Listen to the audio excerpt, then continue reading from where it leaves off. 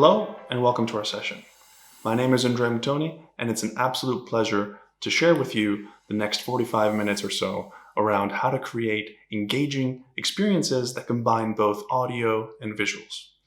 Hint, it involves the Alexa presentation language.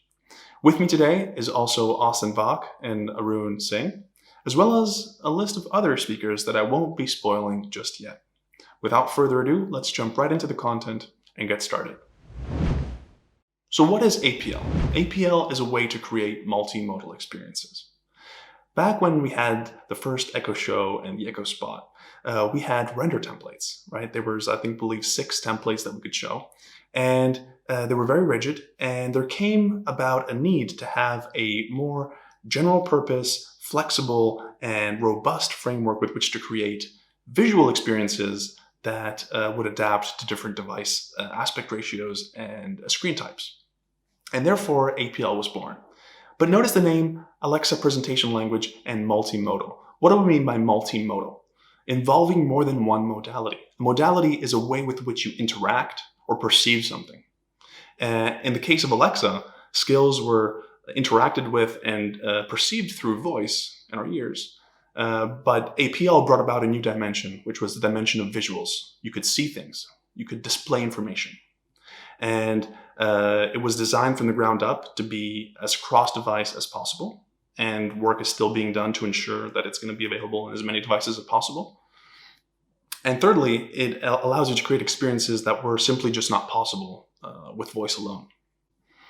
So let's take a quick step back and see how APL has evolved since its launch in October 2018.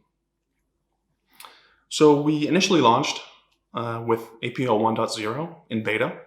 And that really was the first paradigm shift, as I said before, of creating a new dimension, of adding a layer with which users could interact with their voice experience. Then came about APL 1.1. APL 1.1 brought about very useful and critical features such as videos, such as vector graphics. APL 1.2 added a bit more device compatibility and under-the-hood improvements. And APL 1.3 came about and added lazy loading, dynamic loading of data, which was a hugely and very much requested feature, rightfully so. And the next release of APL is 1.4, which brings about drag and drop and other interactions, as well as text components and vector graphics. The underlying takeaway here is APL is continuously improving and the roadmap is just getting started. Now, before we get into the details of today's talk, and aside from having seen the history on paper, let's also take a look visually of how APL has evolved since 1.0 to today. Anyone who's worked with APL has seen this image before and must agree with me that maybe they've seen it a little bit too much, right? This is the classic cheese template that you'll see in our documentation, and it's a great way to get started. But frankly, it still represents what APL could do 2 years ago, because it was grandfathered from the display templates before APL even existed. Now look at what's possible today. Just less than 2 years later, it's just mind-blowing. I'm super proud of what the community has created. We even have a couple guest speakers from the community who's going to share with you how they created some of these templates that you're seeing on screen. I think this is a sign that APL has a fervent community behind it and is only getting started. So why should you use APL? APL allows you to provide unique customer experiences. On the one hand side, you can provide complementary visuals. Think, for example, a weather skill. You can show the user the real weather in their real location. Think of a recipe skill. You can show them exactly how to create a specific food, for example, tiramisu, by showing the steps, by showing the little video clips of how to create each step.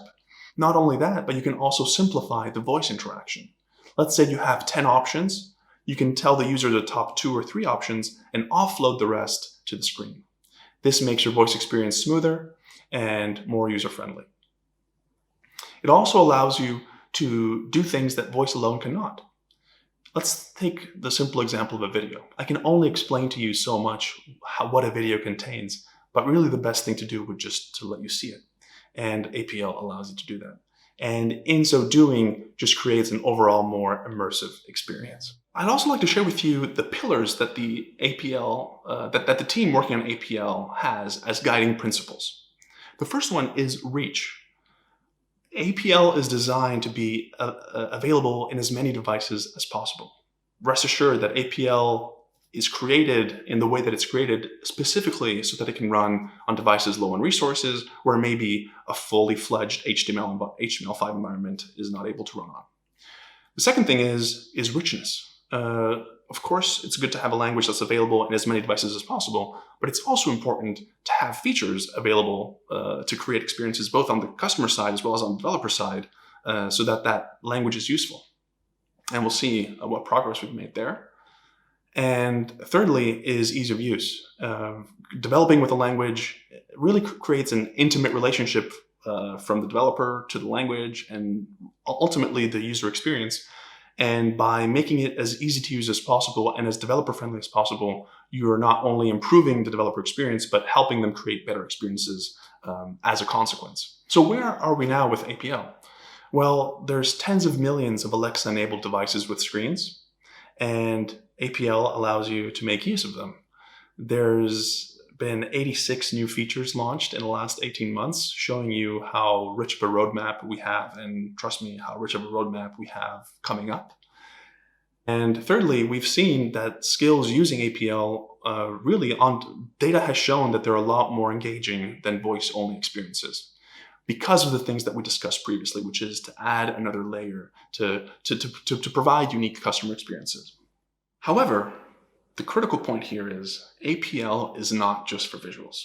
Up until now, APL has been about the visuals. Up until now, APL has been about how do we add videos, how do we add vector graphics, how do we add the visual component to our skills. But APL is a presentation language that is multimodal. And there's more than one modality than the visual modality. And I'm very happy to introduce the second modality that APL is bringing about, which has already been announced in the keynote. So this is the second announcement, which is APL for audio. APL for audio brings about a new way to work with audio in your skills.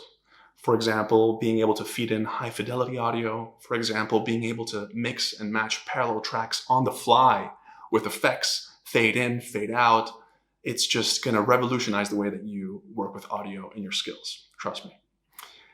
But I thought, rather than have me talk about it, how about you hear it straight from the source? It's a very huge pleasure to pass it over to Austin Vok, Senior Product Manager working on the Alexa team, specifically working on APL for audio. And before I pass it over to him, I'm going to let you listen to a short demo.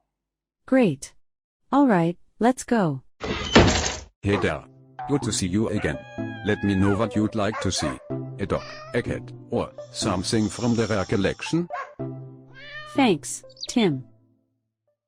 So, what type of animal are you thinking about getting?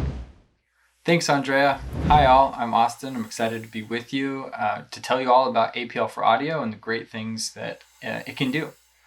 So the sample you just heard was from Pet Tales, the virtual pet shop skill that was featured in Nedim's keynote. If you listen closely, you could hear animal sounds in the background, layered with a background audio track, all behind text-to-speech rendered from Alexa. This was done using APL for audio. The rendering was done dynamically. There's no pre-mixing of content required. Now, this is unique and great because prior to today, the only way to get layered responses like this required pre-rendering of audio. And in the slide, this illustration that is shown here, you can see how quickly things get out of hand. With 3 audio clips, if you wanted to control the order of them and play them in random orders like Pet Tales is doing, 3 audio clips would result in 6 unique permutations, 6 orders that you'd have to pre-render and then store somewhere so that they could be served to device. Now, in the case of Pet Tales, they're using 9 audio clips. So 3 clips results in 6 unique permutations.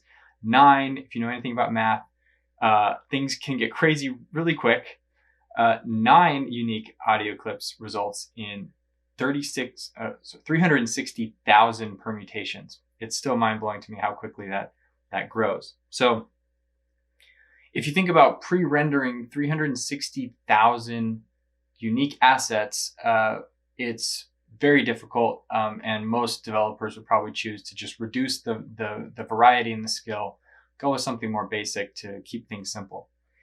Well, today with APL for audio, none of that premixing is required anymore. If you have your 9 base assets, you can rely on the APL for audio service to mix those on the fly and then send it down to device. So we're going to hear from the developer who helped build Pet Tales in a few minutes. But before we get into that, I want to just give you some more context for APL for audio. APL for audio supports the creation of rich audio on all Alexa-enabled devices. That includes all Echo family devices, from our speaker-only devices like the Echo and Echo Dot, as well as our multimodal devices like the Echo Shows. We also support the new on-the-go categories, so like the Echo Buds, the Echo Frames and Loop, the day one devices that we've come out with. APL for audio supported on Fire TVs as well, and the support extends into third-party devices like the LG TVs, Sonos and Bose speakers. If you can use Alexa on it, you can use APL for audio. In addition to running on all Alexa-enabled devices, APL for audio allows you to mix audio with Alexa speech. So if you had a weather skill and you wanted to play a sound effect track in the back, maybe it's rain sounds or birds chirping if it's sunny, you can now do that on the fly. You can also mix together multiple speech tracks or audio clips. So if you had a storytelling skill, multiple characters, you were utilizing different poly voices and you wanted to get them to talk over one another or step on the end of each other's sentences, as happens from time to time in real conversations, you can now create responses that mimic that behavior and are all created dynamically on the fly. You can now use high fidelity audio, so you don't have to downsample audio anymore for playback on device. We support up to 44.1 kilohertz sample rate. We also support additional file types. With the audio tag and SSML responses, you are limited to the MP3 format. You can now continue to use MP3, but you can also use AAC, OGG, Opus, and WAV file types. We've also increased the limit to the number of files you can use in a single response. With regular Alexa responses, you are limited to 5 items in a single response. With APL for audio, you can now use up to 15. So it gives you much more flexibility in the types of responses that you can create. And most importantly, all of these features can be used without enabling the APL interface. So this works across devices. You don't have to go in and change anything in your skill manifest to get this working. Now, at this point, I'm imagining in my head that many of you are already up on your feet, jumping for joy, shouting, "That's great, Austin, but how does this work?" APL for audio will feel familiar to anyone who's used APL. We use a similar JSON format, and like APL, there's a main template property that can hold a single child component. In APL for audio, we have 6 primitive components. The first is the audio component, which can accept, which will play a provided audio clip. The source property accepts an HTTPS URL, and it can also accept URLs from the Alexa Skills Kit sound library. So in this example on screen, I'm using a sound effect from the Skills Kit library, which provides hundreds of free sound effects. If you haven't checked it out, I recommend it. In this case, it's bird sounds. You'll see how I use it in a later example. The second is the silence component. It will play silent audio for a defined amount of time. In this case, I'm defining it as 1500 milliseconds. You can also put an S on there and define it as seconds. This component's used to add spacing between things or when creating mixes to add kind of an offset. The speech component can accept both plain text and SSML input. There's 2 examples on screen. The first one, I'm just using plain text. It's going to be read out in Alexa's voice. The second, the SSML, you'll see I've included speak tags, but I'm also using data binding. So the reason I'm doing this is, let's say you're already doing some really creative things with SSML and you don't want to have to do a lot of rework to take advantage of these new features that we're talking about today. Well, by doing something like this, you can pass in your existing SSML response as a data source, and we'll bind it right in there. So your output, it'll copy paste, it sounds exactly the same, and then you can build from there to take advantage of like the mixing or the parallel play or the sequential play that we'll talk about in a second. So this is where stuff gets really cool. This is the mixer component that will play all child components in parallel. In this example, we're playing first the speech output. Right now it's 80 degrees and sunny. And then I'm using an audio component, and now I'm binding to the source. So here I'd be passing in whatever my URL is, my audio clip. Let's say I'm passing in the bird sounds that I had before. I'm also taking advantage of the feature we call filters, which lets you control fade in, fade out. As an example, you can also trim specific start points in an audio clip. Right now I'm using the volume filter to lower the background audio to 30% so it doesn't drown out the text-to-speech. On playback, our service will go and get the text-to-speech output, mix it together, and send it down to device. No pre-rendering required. The selector component plays a single child. So in this example, I have two components, they're both speech components. You'll notice the first one has a when clause. So the when clause says if the current temp that I'm binding to is greater than 90, then play the first response. And the first response will play the forecast and then add better wear shorts.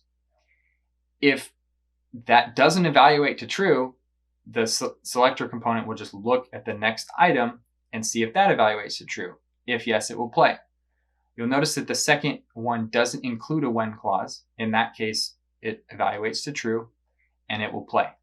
So if the current temp is greater than 90, it will play the first one. If it's not, it'll play the second one. You'll also notice that there's a property there called strategy. The normal strategy is to pick the first true item. If you had multiple things in here that were all true, there's also a variety of random selection strategies. So you could use this as a greeting. You could say hello or variations of that, or welcome back, things like that. And then on playback, it'll pick one at random and send it down to device. And lastly, we have the sequencer component, which will play all components sequentially. Now these 6 components can be used in combination with one another to create rich, dynamically rendered audio for use on all Alexa-enabled devices. So now that you have some context, let's check out some real-world examples. We have 2 skills to feature today. The first is Pet Tales, the virtual pet shop skill that was featured in Nedham's keynote. Christy, the software development engineer who helped build the skill, has prepared a short video to show how she used APL for audio in this experience. Off to you, Christy. Thanks, Austin. Hi, everyone. I'm Christy, one of the creators of Pet Tales, and I'd like to take the next few minutes to give you a behind-the-scenes look at what went into making this experience. Our very first step before any coding was to start with a high-level script, something we could iterate together on quickly. Once we had a good idea of what we wanted to build, we used tools in the developer console to create our screens and responses. This is the authoring tool for APL. You may already be familiar with this one. We use it to create screens that are responsive across all devices. This particular scene is when a user is picking out a pet to adopt. We built this to be dynamic by using data sources to only show what's available. This is the new tool for APL for audio that's really handy for collaborating on responses. It lets you hear the rendered audio directly in the browser. This example I'm about to play for you is when a user enters the pet shop. Great. All right, let's go. Hey there. Good to see you again. Let me know what you'd like to see. A dog, a cat, or something from the rare collection? Thanks, Tim. So, what type of animal are you thinking about getting? To make this happen, we're using a sequencer component, and that plays one thing after another. The first in our list is something that Alexa says. Here we have a sound effect, and the last item is a mixer, which plays several things at the same time. In this one, we have music that we fade in and out, and a bunch of animal noises that play in the background while Alexa and the shopkeeper are speaking. We applied a volume filter to the background noises to make sure they don't overpower what's being said. Here are our prompts for Alexa and the shopkeeper. We grab the translated values for the user's locale in our application, and we bind those to our document through the data sources here. This is our list of animal sounds. Most of our sound effects come from the Ask Sound library. We have just one here in the sample that you heard, but it's really easy to mix in a bunch more. Great. All right, let's go. Hey there. Good to see you again. Let me know what you'd like to see. A dog, a cat, or something from the rare collection? Thanks, Tim. So, what type of animal are you thinking about getting? At runtime, we shuffle this order, giving us over 360,000 different variations of this experience using only 9 different sounds, something that would be really difficult to do before APL for audio. With everything looking and sounding good, the next step for us was putting together the pieces in an actual skill. I used the Ask CLI to manage this. In this snippet of the manifest, we have just one supported interface, and that's for the visuals. Because APL for audio works on all Alexa-enabled devices, you don't have to enable anything here. You just make a few changes in your code and you're good to go. Here's the logic in our code for building the response when a user visits the pet shop. This is that response we were working on in the authoring tool. The first thing we do is grab the list of animals available, and then we create that randomized list of animal sounds that plays in the background. Next, we translate prompts, and then we add visuals if the device supports it. The last step, of course, is putting it all together in a response. In most cases here, you're probably used to using the speak function. When you want to use APL for audio, you'll generally remove that and instead add a directive. The directive for APL for audio looks a lot like the one for visuals. It's just a different document type. APL and APL for audio are available in all locales, so we set up this experience to also make it available everywhere. Our strategy for localization is to use the i18 Next library for looking up our translations. And we keep all of that content out of our APL documents and business logic. Then when we want to add a new locale, we just update our manifest, we add a new interaction model, and then we make an entry here in our list of translated resources. We typically won't have to touch anything in our code. The final stage in all this is testing everything end to end. We use the simulator a lot for this step because it has a lot of useful tools for troubleshooting, like the ability to see everything that goes in and out of our application. And that wraps up a brief look at what went into making Pet Tales. I hope this has given you a few ideas for what you can do with the latest and greatest in APL. Thanks for joining. Thanks, Christy. Awesome work. My only suggestion is that you add more pets to the pet store. Dogs and cats are great, don't get me wrong, but I would love to raise the digital bear cub.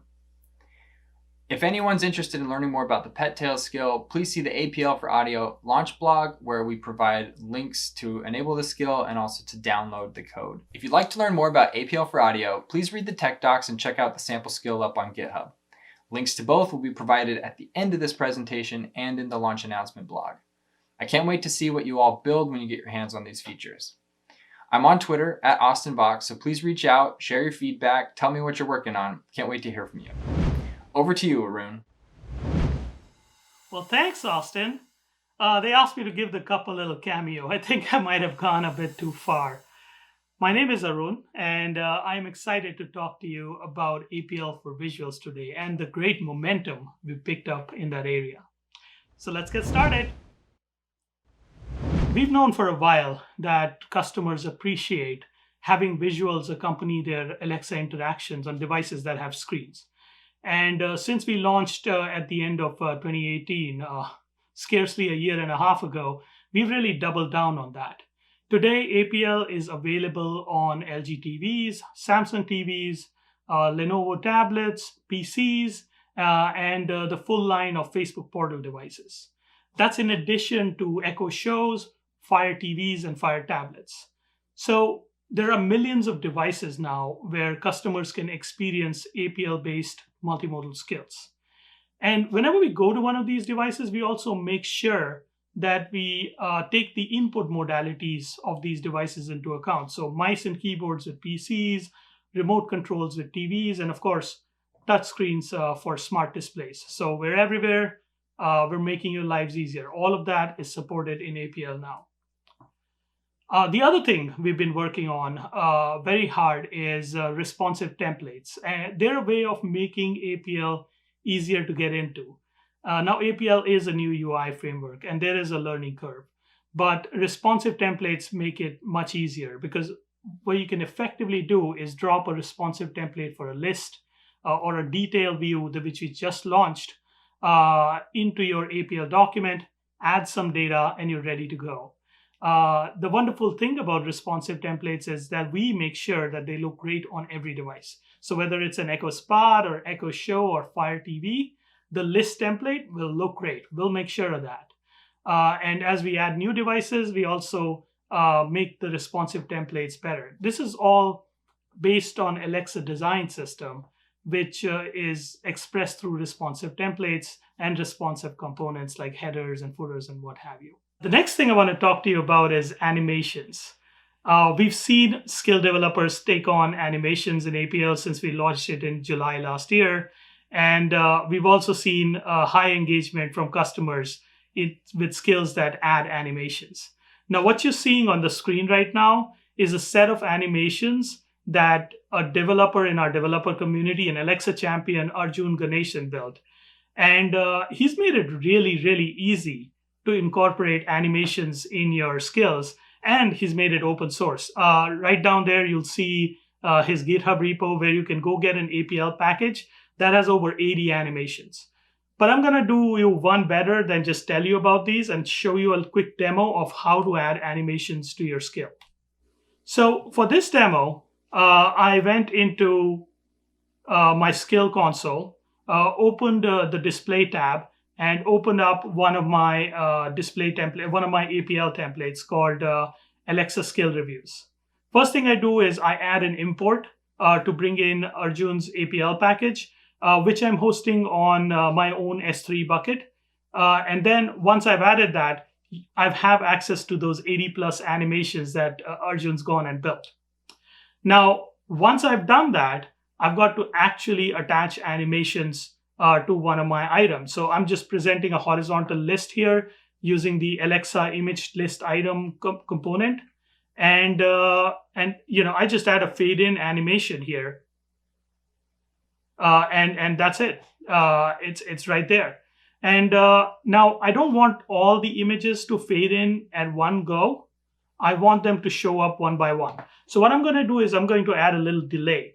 And I'm going to connect that delay to a data binding expression, which is connected to the ordinal of the item. So item 1 shows up first, item 2 shows up second, item 3 shows up third, and so on. And then finally, I am going to hit the preview button, which is a new feature of the authoring tool, to see what my animation looks like. This makes it really easy to see your animations. And here we go. And that's it. In about a minute, I was able to do this. Now, it might take you longer than a minute because you won't be as familiar with APL as I am, but it actually is pretty simple to use one of these animations. The other thing we should talk about is video. We've also seen engagement of skills that use video go up with customers a lot. And when you think about video, it's important not to just think about traditional media scenarios. Think about clever ways of using video to enhance your customer experience. A good example is the Big Sky weather skill, which is quite a popular weather skill. Steven over at Big Sky uses a video to show a Doppler radar view of your area, which is really great. Now, he's made it part of the premium tier of his skill, so he can manage the costs of hosting and serving up all that video. Another skill that uses video really well is 1-2-3 math. So before I let you go, I also want to talk about dynamic data. This is another one of those features that we added recently in APL 1.3. What dynamic data lets you do is present large amounts of data to your customers without slowing down your skill experience too much. So the example we're seeing here is one of lazy loaded lists. Basically, You want to show your customers a list of cities, a list of takeout places, a list of travel destinations. But instead of sending down 50 items, you send down 5. And as customers scroll down, we load more and more items for them. The other thing you can do with dynamic data is actually add items to a list, delete items from a list, as well as update items that are in the list. This is great if you're presenting some kind of filtering mechanism and customers can talk to your skill and have the items on screen filter. So how does it all work? It's actually quite simple. You still respond with an APL render document directive when a customer uses a voice intent or presses a button or something. But in your render document directive, you use the dynamic index list data source. Now, this new data source is what powers dynamic data, right? This is how you send down the first 5 or 10 items in your list. Next, as the customer scrolls down on the list with their hand or their remote control, we request more items using the load index list data skill request. Once you get this request, you respond with send index list data directive, and that's how you put more items at the back of the list. It's as simple as that. Now, if you want to update items on the list, you use the update index list data directive. This can do add operations, remove operations, or update operations. You might have noticed that the folks at APL teams are already using lazy loaded lists in one of their more advanced templates. So this is a great opportunity to present large amounts of data to your customers when they need it without having to slow down your interactions. Okay, that's it for me.